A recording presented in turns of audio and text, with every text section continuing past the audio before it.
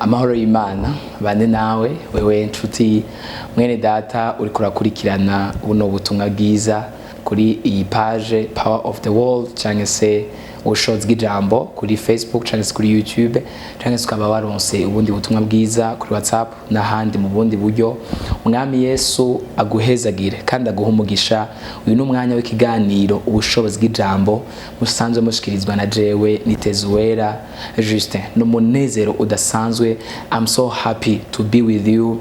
Ndanezerewe cyane kuba ndi kumwe nawe muri ico kibanza mu buryo bw'ijambo ry'Imana, tugiye gusangira ijambo ry'Imana. Gumane nanje, just stay with me kugira ngo tuganire ijambo ry'Imana kandi ndazi yuko riri gukora igitangaza n'ibimenyetso mu nzu yawe, mu buzima bwawe, mu ruvyaro rwawe, mu bugingo bwawe, mu buzima bwawe no mu mubiri wawe. Just believe something is going to happen and something new is going to take place in the mighty name of Jesus Christ.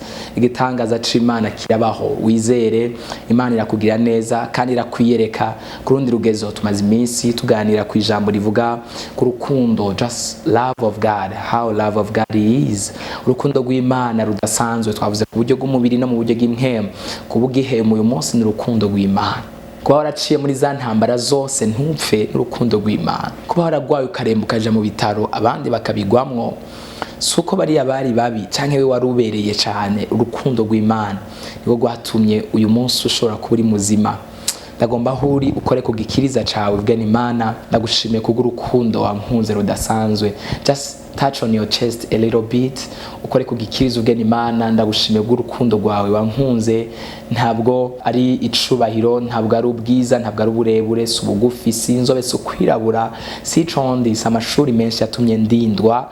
Oya, arubwo ni wewe, kuko hariyo n'abafise uburinzi bwinshi bukomeye cyane. Urupfu rwaraje ruradodora ku buzima bwabo rurabatwara, ingwara yaraje iradodora ku muryango w'ubuzima bwabo irabatwara. Ariko wewe Imana irakuzigama muri position yose urimwo, mu gihande cyose urimwo. Bwira Imana nti Imana ndagushimiye. Father, I thank you for the gift of life. Ndagushimiye kubw'ingabire y'ubuzima wampaye. Uhimbaza Imana kubwico, ushimira Imana kubwico. Rero urukundo rw'Imana rufise umumaro mu buryo bw'impemu no mu buryo bw'umubiri. In every ways. Tuaganiriye ku urukundo Imana yadukunze iduhereza umwana wa Yesu Kristo kugira ngo wewe na jewe nitwamwizera ntituze dupfa urupfu rubi. You and I nitwamwizera ntituze dupfa urupfu rubi. Imana idufashe cyane kandi idutabare cyane gose. Dusome ijambo ry'Imana rero riri muri Yohana igice cyaho cya 3 ku murongo waho 16 turavuga ngo urukundo Imana yakunze bari mwisi ariko rwatumye utanga umwana wayo w'ikinege, umwizera wese ntazapfera ariko azohabwe ubugingo budashira. Rino jambo ushobora kuba kuzuryumva muri Sunday school. Rino jambo ushobora kuba kuzurifata mu mutwe. Rino jambo ushobora kumaze kuryumva inshuro nyinshi, 1000 times, inshuro nyinshi cyane rishoboka. Ariko uyu munsi ndagomba usubire kuryakira ubugira kandi mu buzima bwawe nk'ari rishasha. Benshi turavuga ko urukundo Imana yadukunze, for the love that loved Lord loved the world. Kwatumye itanga umwana wayo w'ikinege kugira ngo umwizera wese ntazopfe rubi. Umwizera wese. So uyu munsi urizeye Imana, uyu munsi urizigiye Imana. Ivy'Imana sometimes hari igihe Imana ivuga ni ego, n'ikindi givuga oya. Kugira ngo uzizere uwo mwana w'Imana Yesu Kristo ntazapfe rubi. So if you believe kandi ugatangana no kubigenderamwo, ntabwo uzopfa rubi, ntabwo uzopfa rubi. Ndavuze ngo ntabwo uzopfa rubi. Yesu Kristo azokuberaho utazoshobora kwibera. Yesu Kristo azokuberaho utazobushoboye kwibera. Yesu Kristo azokuberaho umuryango utazobushoboye kukubera. Yesu Kristo azokuberaho papa wawe, mama wawe, abavukanyi batazoshobora kukubera. Ati hehe, hari ushobora kugwara amafaranga bikananira nakashobora kugukiza. Ingwara muganga akakubwira ngo aha genda wicara urindire urupfu, cyangwa se ntago tubona ingwara ugwaye, cyangwa se ngo urasabwa kugenda hana kandi ukabona nta buryo uhari. Papa, abavukanyi ntaco bashoboye, nta muntu numwe afite icyo ashoboye ku buzima bwawe. Just hasigaye aha Yesu Kristo kugira ngo uzizera uwo mwana w'Imana ari Yesu Kristo ntazopfe rubi. Twarahawe umucunguzi, twarahawe umuvugizi kandi arahari. You don't have to fear when you are attacked, okay? Kugira ubwoba ni ikintu kiri naturel ku muntu wese mu buzima busanzwe, ariko When the Bible says that fear not, it doesn't mean you will never ever feel fear. Bibiliya ivuze ngo ntutinye ntibisigura ko utazigera wumva ubwoba mu buzima bwawe. Ntibishatse kuvuga ngo ntuze wigere ugira ubwoba mu buzima bwawe. Oya, ubwoba buraza nk'ikintu kiri naturel ku buzima bw'umuntu, ku mubiri w'umuntu, ariko ubwoba ni bwaza. Hagarara uburengere ubuvugire hejuru, uvuge ngo ndafise Imana iri hejuru y'amajuru, ndafise Imana ikomeye, ndafise Imana ivuga, ndafise Imana ibohora, ndafise Imana itaba, ndafise Imana ihindura amateka, ndafise Imana ikiza, ndafise Imana irema, ndafise Imana ikiza ingwara, ndafise Imana ihindura izina ry'umuntu, ndafise Imana ihindura CV, ndafise Imana ihindura histoire, ndafise Imana irema histoire, ndafise Imana yeza umutima, ndafise Imana ikiza umubiri, ndafise Imana ikiza umutima, ndafise Imana ikiza ingwara, ndafise Imana ikiza ubukene, ndafise Imana ikiza ivyaha. We have God. Kandi iyo Mana yafashe imigisha yose yo muri yo ibumbira muri Kristo Yesu, ihejeje iramuduhereza kugira ngo adupfire.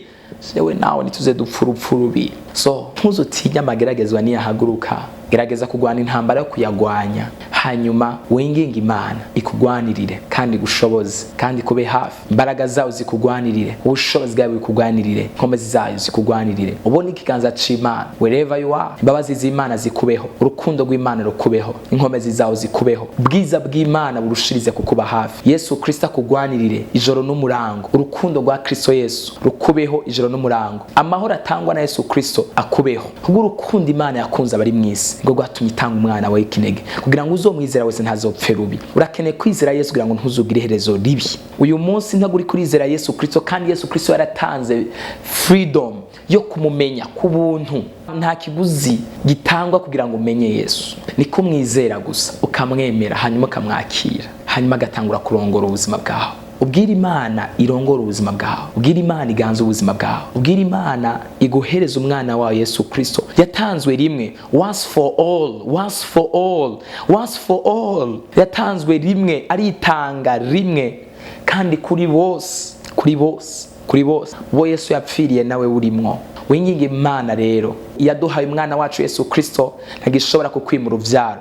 Yaduhaye umwana wayo ikaduhereza umwami wacu Yesu Kristo, ntabwo ishobora kukwima ivyo uri kurayisaba. No, ntagishobora. Gusa yizere, duza ukwizera kwawe, ushira ivyizigiro vyawe muri yo, urushirize gukomera no gushikama. I want to pray for you.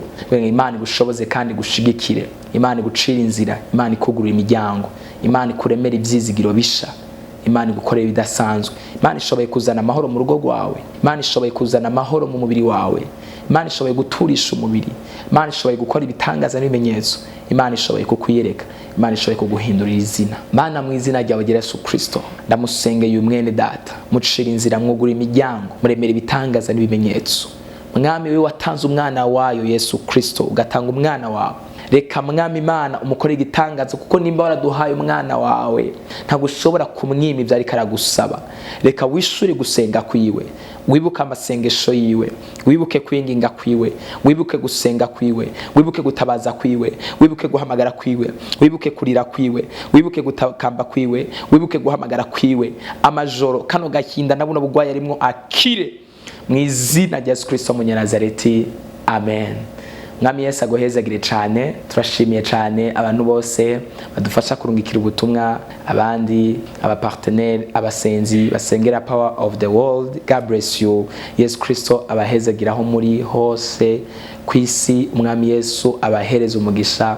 Mwami Yesu abugura imiryango, abacira inzira aho zitari mu bikorwa byose bikorerwa muri Power of the World. God bless you. Mwami Yesu abahezagire kandi arushirize kubakomeza no kubashigikira.